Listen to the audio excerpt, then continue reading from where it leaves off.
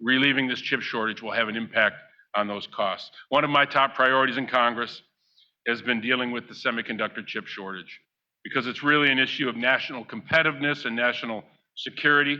The chips were invented here in the United States, but not made here now. We can't depend on other countries for such a critical component to our economy. And I was really pleased to help usher this through the House. I'm a member of the Science, Space, and Technology Committee, as well as Ways and Means, and we were able to help move this legislation and get it to the President's desk with the partnership that we have in the Senate. This helps us deal with the economic challenges we face. We've had too many of our friends and family members laid off, facing uncertainty because of this chip shortage. In fact, thousands of GM trucks made in my hometown of Flint sit in parking lots, unable to be sold because they lack those internationally sourced semiconductors needed to finish their production. America's economy, Michigan's workers should not have to rely on foreign semiconductor chips. With our bipartisan legislation, I emphasize that, this bipartisan bill will bring chip production back to Michigan and the United States more particularly. That's important, isn't it? And again, lowering costs for Michigan families, lowering costs for consumers, and solidifying those good paying jobs. I'm also particularly pleased that this legislation includes $2 billion specifically for legacy chips used in automobiles, fueling what I have been advocating for. So this legislation, which I helped introduce in the House, is really a critical moment. A semiconductor investment tax credit called the FABS Act. The investment tax credit will help facilitate long-term investment in chips and in factories and tools to make these chips. By using our tax code, we ensure these provisions in our economic growth will happen as quickly as possible, unleashing the power of private investment through the incentives that the tax code can provide. This is really about building a strong American semiconductor manufacturing industry to support manufacturing in this country in the long term. This helps secure our economic future and controls our destiny to outcompete our number one competition, and that's China. So I'm pleased that in Congress, Democrats and Republicans were able to come together to get this legislation across the finish line and to the President's desk. And look, this was a team effort. I'm really pleased that the House and the Senate, Democrats and Republicans, could come together around this, and I now want to turn to one of those allies in this effort, a real strong voice from Michigan, and that's Senator Gary Peters. Thank you all very, very much. Senator Peters. Well, thank you, Congressman Kildee. Thank you for the introduction, and thank you for your leadership in the House in making this a reality. I also wanted to shout out for Governor Whitmer, who I know is there. Thank you for your incredible leadership in Michigan. And I'm pleased to join you via video, although I wish we were there in person, but we're in Washington right now working on some other major legislation with my great colleague, Senator Stabenow, who together we worked awfully hard to make sure the legacy chips in particular were receiving the funding they needed. The chips that are in all of our automobiles and are critical to the auto industry. And I'm really honored to be with President Biden, who has shown just incredible leadership on this issue. And understanding that right now we are facing some significant challenges to our supply chain, not just with semiconductors, but we have learned as a result of this pandemic that supply chains can be very vulnerable, particularly when you're sourcing key components overseas. And unfortunately, that's exactly what's happening with semiconductors. This is a problem that I actually identified back in 2019 when I did a report as then the ranking member of Homeland Security, where we looked at shortages of drugs in America, that in this great country of ours, we had shortages. And the big reason for that was that 85% of all of the precursor chemicals that go into nearly every drug that we use in our country comes from China. We are dependent on the Chinese for a critical component to drugs that we need for medical purposes. And in that report, I actually concluded, this is back in 2019, I concluded when there is a pandemic in this country, we're going to face a very precarious problem because of these supply chains. And certainly we saw that in the pandemic, shortages of masks and swabs and all sorts of medical equipment. And unfortunately, it's not just medical equipment. Now we are facing a shortage with semiconductors, critical components, because we're overly dependent on foreign manufacturers, whether that's South Korea or Taiwan or China. There is no question in my mind, we have to bring that production back to the United States of America. American workers must be making these semiconductors. We can no longer be dependent on foreign countries for things that are absolutely essential to our homeland security as well as our economic security. And that's what this bill does. This bill makes investments and leverages substantial private investments. Companies like Hemlock Semiconductor, and certainly it's a privilege to be at Hemlock today. And I want to thank the folks at Hemlock for hosting this event.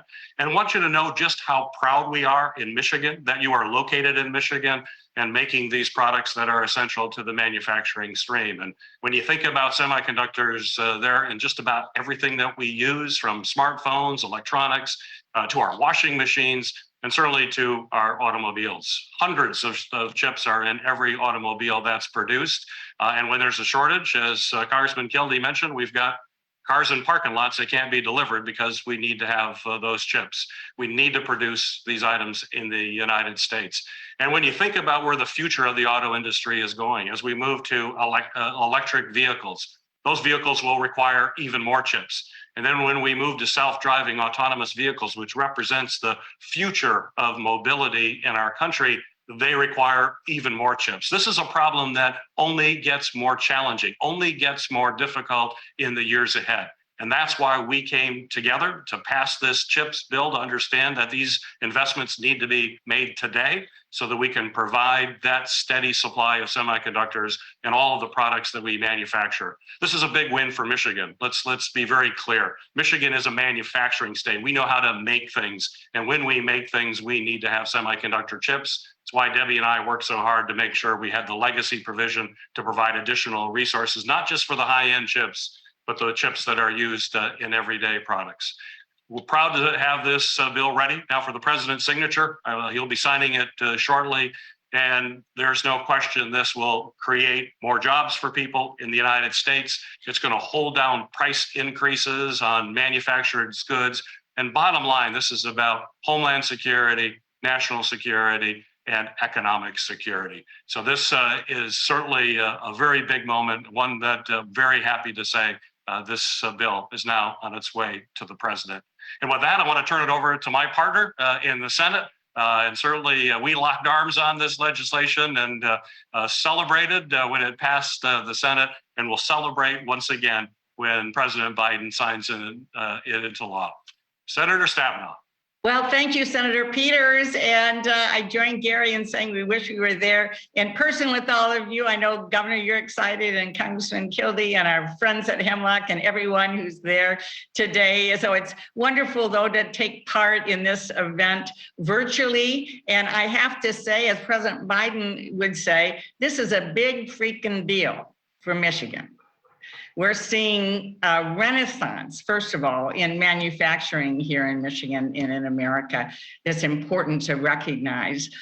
613,000 manufacturing jobs have been created so far since President Biden took office. So I first want to say thank you, thank you, thank you, Mr. President.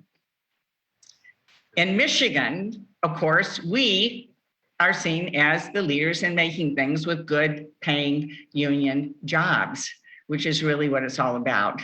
But we know that we can't make those things in today's world without having semiconductors, which is why we're all here together.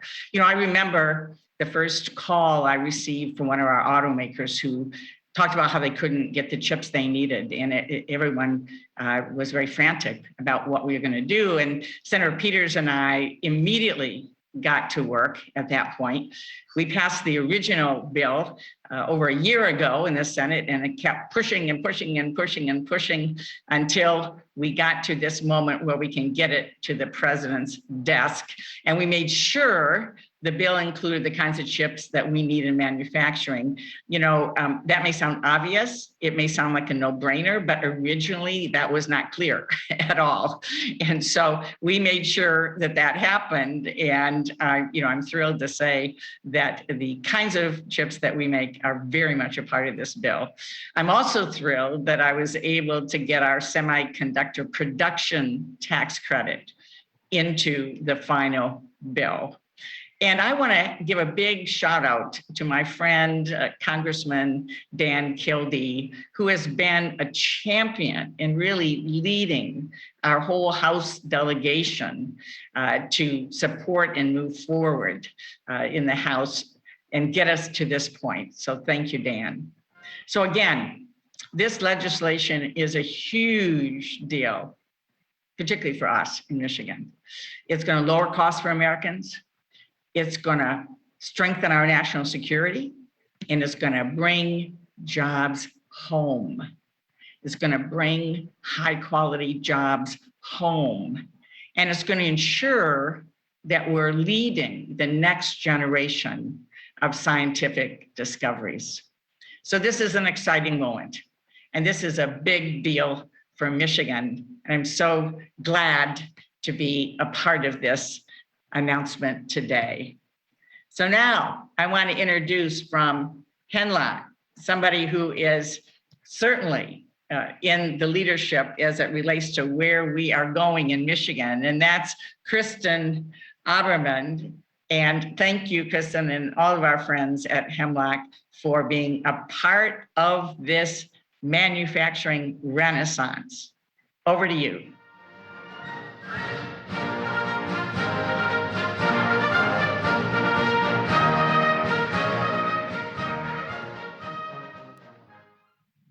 Thank you, Senator Stabenow, for the wonderful introduction.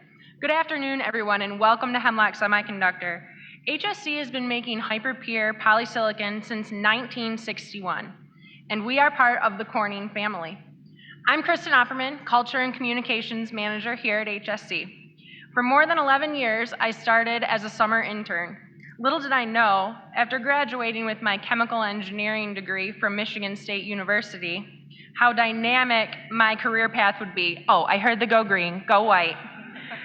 Making the shift from engineering to communications has stretched my abilities and truly opened my world to new opportunities, such as working with neighboring communities, first responder teams, and doing work that impacts each and every one of our employees across the site. When you arrived on site today, I hope you had a moment to take in the view. Our team here at HSC makes one of the purest man-made substances on the earth.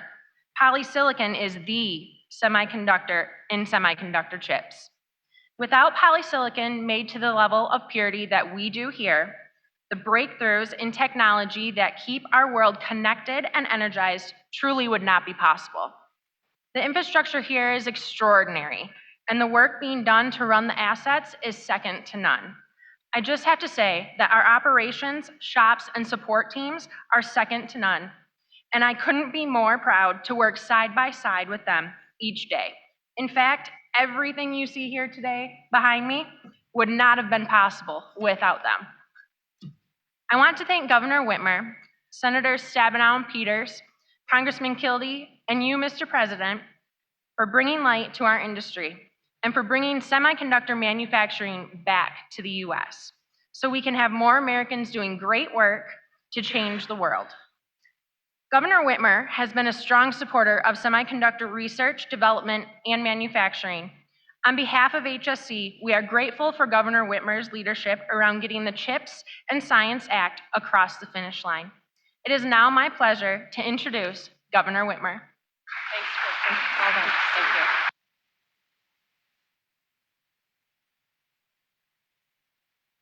Thank you, Kristen. Appreciate that, and appreciate hosting us here at Hemlock, where they're doing some incredible work. But also appreciative of so many partners that are here as we tell the powerful story of what we can do, and that's what this CHIPS Act is all about. Today, obviously, we're at Hemlock Semiconductor, one of Michigan's most innovative companies, to celebrate the CHIPS and Science Act. I'm grateful to our congressional delegation for fighting to get this bill over the finish line and onto the president's desk. For months, I've been advocating with a number of my colleagues on both sides of the aisle across the country to make sure that we would get this day, make sure that this day happened. Because we know that it's important for us to make things in America. I knew the impact that this would have on Michigan, and I am incredibly proud to see it passed. In a few minutes, I will be signing an executive directive to ensure that Michigan is ready for the influx of resources from the CHIPS and Science Act. This bipartisan legislation is a win for workers, it is a win for manufacturers, and it is a win for consumers. We're making a once-in-a-century investment in American industry, and we'll be bringing the supply chain from China to Michigan and to the rest of our nation. It will create and protect tens of thousands of good-paying jobs, and it'll help lower costs on everything from cars to dishwashers to medical devices and graphics cards. Now, the CHIPS and Science Act will have a significant impact on the state of Michigan. Everyone already knows that Michiganders make the best cars and trucks on the planet. Our legendary auto industry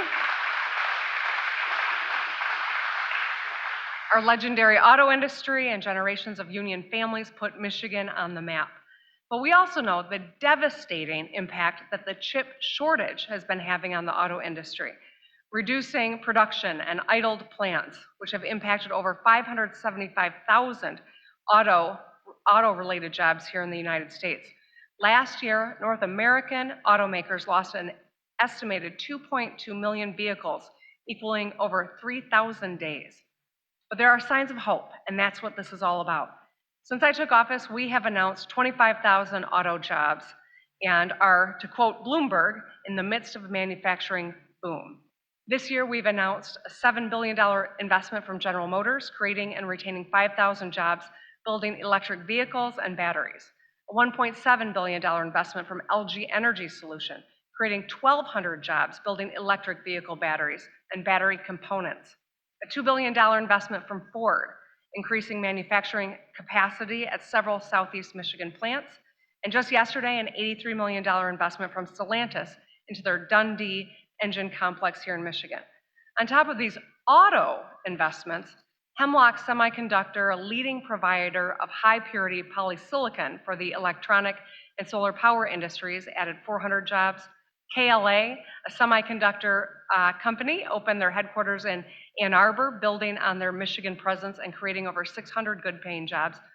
Bacher, a chemical and polysilicon firm, opened their cutting-edge innovation center in Washtenaw County, creating 3,000 jobs. And Pfizer, a Michigan stalwart, announced their expansion of their Kalamazoo plant to manufacture a COVID treatment, creating 250 jobs. So the first half of 2022 proves that Michigan is on the move. And with this CHIPS and Science Act, we can surge American manufacturing capacity and make up for lost time. I know that families are feeling the pain right now. Inflation, supply chain challenges are continuing to impact prices, increasing on everything from a pound of beef to a new PC. Once President Biden signs the CHIPS Act, the benefits will be felt far and wide and quickly. When we hear chips, we tend to think about cars. And while the benefit to the mighty auto industry is clear, chips have a widespread impact. They're the beating heart of countless devices and machines that we use every single day. This bill will mean humming factories and lower costs on electronics, medical devices, farm equipment, and cars for working families. The CHIPS and Science Act, over $50 billion for domestic manufacturing, R&D, and workforce development programs that represent a huge opportunity for workers. The semiconductor workforce is projected to need 90,000 more workers by 2025. That's tens of thousands of good-paying, high-skilled jobs that are in demand and will be for decades. We got started last year with a semiconductor wafer maker, SK Siltron, announced a Bay City facility, creating 150 jobs and bringing the supply chain home. Calumet, yes, that's great. And all the way in the Keweenaw, Calumet Electronics, one of a few manufacturers producing organic components for microelectronics, announced an 80-job expansion. In the Keweenaw, that's a big deal. Michigan is leading in semiconductor R&D, thanks to companies like KLA, the Lori Nanofabrication Facility at the University of Michigan, bringing industry and students together to evolve how we make microchips. And we also launched the Semiconductor Apprenticeship network program to meet industry demand and talent in this critical field. So Michigan's putting the world on notice. With the executive directive that I will sign shortly, we will compete for every project, every program, and every resource. We will continue helping Michiganders get on tuition-free paths to good-paying jobs with great benefits, the kind that you can support a family on. We will play, and we will play to win, because that is what we do in Michigan. Our spirit of competitiveness and resilience is helping us move Michigan forward. So today, unemployment is low and small business growth is at a 24-year high. Our busiest construction season ever is underway as we fix the damn roads. And with the bipartisan budget I signed 2 weeks ago, my fourth, we have paid down nearly $14 billion in debt and not raised taxes by a dime since I took office.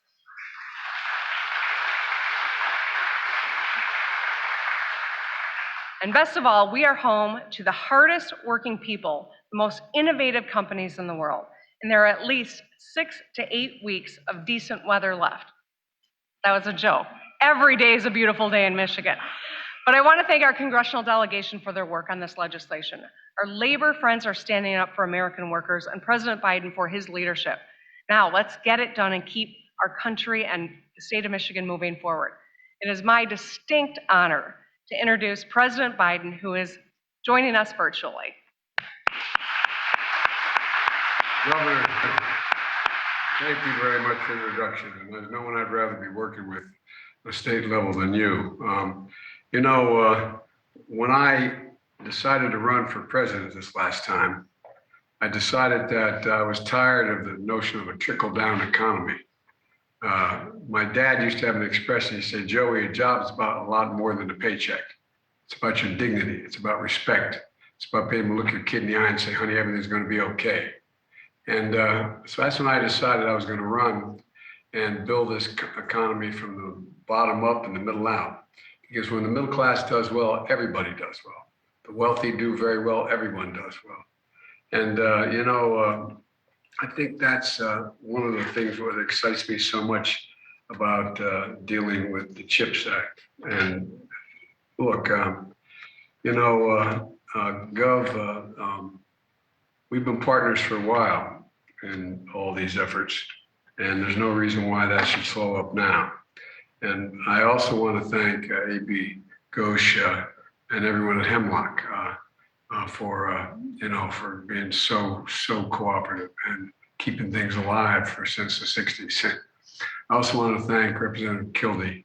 I tell you what, as a man who cares a great deal about this issue, along with Senator Peters and Stabenow, the other members of the Michigan delegation, wouldn't happen without them. Every single Democrat, 2 Republicans voted to get the CHIPS and Science Act to my desk. It really matters. I was looking forward to visiting all of you in person, but I'm glad I could still meet you virtually.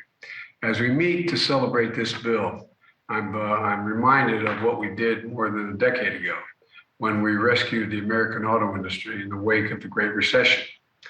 There were those who said we shouldn't, just let it go bankrupt. Remember that debate? It was a literal debate. Let's just let it go bankrupt. But we all in this room refused to let that happen. And it wasn't just because of an iconic industry, it was because the auto industry is the heart and soul of the nation. It was about the auto industry's legacy. It's about the future. It's about America's future. And one of the reasons why I'm so excited about the CHIPS and Science bill is that it sees that future for decades to come. Last week, after the bill passed, I saw a headline on the front page of the Detroit Free Press. It says, "Semiconductor vote thrills automakers." Well, I know it sure in hell thrilled me, and it thrilled everybody around this White House, and all of us. The way I see this bill in Michigan is it's about chips and it's about cars. The bill has supercharged our efforts to make semiconductors here in America. And these tiny little computer chips the size of a fingertip that are building the building blocks for a modern economy, they power everything from smartphones to dishwashers to automobiles and so much more. In fact, the vehicle that the UAW makes in Michigan are used as many as 3,000 semiconductors per vehicle. And as electric vehicle sales continue to climb, there were double this year than there were last year. Automakers are going to need even more of these semiconductors. America invented the semiconductor, but over the years, we let manufacturing of these semiconductors get overseas. And as we saw during the pandemic, when the factories overseas that make these chips shut down, the global economy comes to a screeching halt, driving up costs for families and in a big way. You know, a third of the core inflation last year in America was due to the high price of automobiles, which was driven by the shortage of semiconductors. For the sake of our economy and jobs and cost and our national security, we have to make these semiconductors in America once again. And folks, for the folks at home, there's a broader supply chain that makes these semiconductors that connect to countless other small businesses and manufacturers. This bill funds the entire semiconductor supply chain, from research and development to key inputs in polysilicon manufactured at Hemlock. Look, I'm told that 1/3 of all the chips in the world use the polysilicon made right here in your factory. Imagine if we had more of these kinds of factories doing some of the most sophisticated manufacturing in the world, employing thousands of workers, including UA plumbers and pipe fitters, IBW electricians, sheet metal workers, iron workers. This is, as analysts say, an investment in the CHIPS and Science Act going to create more than 1 million construction jobs over the next 5 years. That's not even counting the jobs making the chips, just building the facilities, building the semiconductor factories. It's going to 1 million construction jobs. And who knows what that's going to generate. This bill makes sure that as many of those jobs pay Davis-Bacon prevailing wage, which will ensure that tens of thousands of new construction jobs are good paying union jobs here in America. And the bill is not handing out a blank check to companies. This bill has guardrails that are going to protect taxpayers' dollars in the interest of the American workers, small businesses, and the communities they're in. It means companies partnering with community colleges and technical schools that offer training and apprenticeship programs and working with small and minority-owned businesses. My administration is we're going to make sure we take back investments if companies don't live up to their end of the bargain. We're not going to allow companies to use these funds for stock buybacks and issue dividends.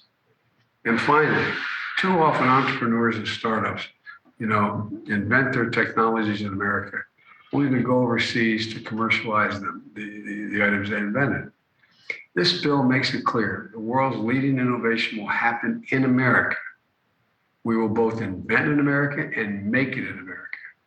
We're going to make sure we include all of America, including rural and urban communities, right here in the industrial Midwest.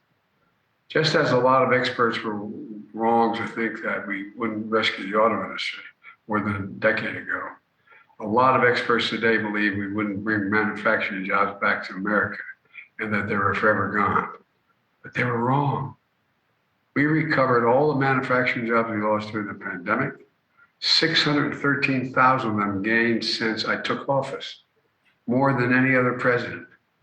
Construction and new manufacturing facilities are up more than double this year. And the investments in the Inflation Reduction Act currently in the Senate are going to create even more manufacturing jobs. Jobs building out wind farms and solar panels, making electric vehicles here in Michigan while lowering energy costs and healthcare costs like the cost of prescription drugs. Folks, we have more work to do. But the progress we're making is proof that we're the United States of America. There's nothing beyond our capacity when we work together. And that's what we're doing because of the elected officials on that factory floor. We're working together. And I think the one thing the American people began to lose faith in was our ability to work together to get things done. There's nothing, and I mean this sincerely, there's nothing beyond the capacity of the United States to get done, nothing, when we decide to do it together. And that's what happened this time around.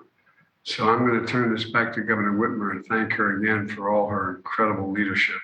But I also want to say one more time, what my dad said, a job's a lot more than about a paycheck. It's about your dignity, it's about respect, it's about being able to have a little bit of breathing room. That's what all these jobs are going to do. They're going to put America in a position to be the leader in the world economically for a long time to come. This is part of it. As I said before I began, and we had a little chat before we came on the air, I said, you know, we used to invest over 2% of our total GDP in pure research and development. I got down to 0.7%. Other nations picked up that research, but that's not who we are. We're back in the game. There's not a thing we can't do. Remember, we invented these chips. We modernized these chips. We made them work, and there's a lot more we can get done. So please, please, please have faith in our country. Have faith in what we can do. As I said, there's nothing beyond our capacity. Nothing, nothing. Thank you, Governor. I'm going to turn it back to you now.